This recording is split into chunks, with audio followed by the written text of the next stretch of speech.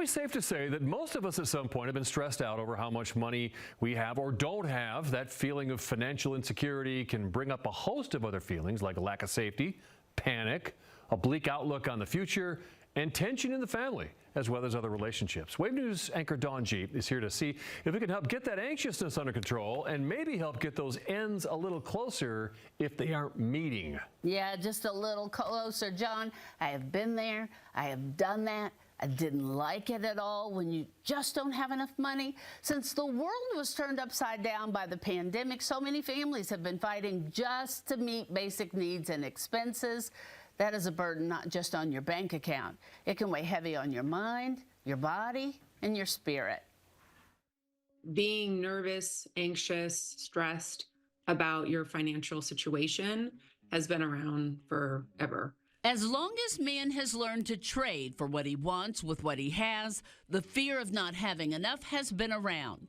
Colleen Marshall, Vice President of Clinical Care for Two Chairs, a modern mental health company, stresses we all begin to get a bit unnerved when we feel we don't have the ability to influence our financial future or feel maybe we've lost control of it. If you're already experiencing anxiety for other reasons, this can complicate it because it's just another thing added on to what you're nervous about or anxious about. According to the American Psychology Association, rates of anxiety, depression, and substance use disorder increased as the world had to battle a pandemic like we haven't seen for 100 years, racial unrest, and pandemic job loss, and the highest rate of inflation in 40 years.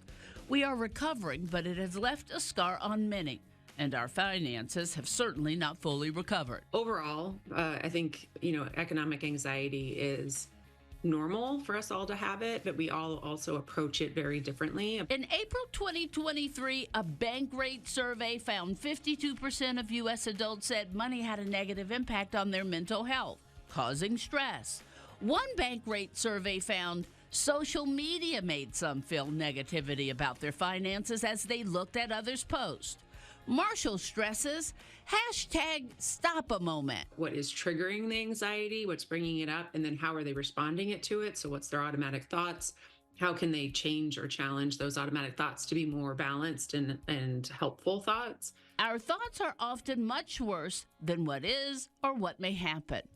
Looking at what you have and just easing down a minute to catch your thoughts or your breath won't cost you a thing and may also be of great help. Practicing gratitude or doing some of the positive psychology techniques can also help reduce anxiety. Practicing mindfulness, practicing meditation. Sometimes the answer comes down to simply what's coming in and what's going out. They might need to think about a career shift, or might need to think about, a side job, or might need to think about cutting down expenses or working through a budget. Get clear about what the facts of the situation are. You can always get help. Credit counseling, mental health counseling, financial planning. There are answers. Actually look at how are you managing this anxiety, because when we are less anxious and we are in a more reflective space, we actually can come up with more creative solutions. All right, here we go. The first thing to do is to take hold of your thoughts. Ease down. All right, ease down.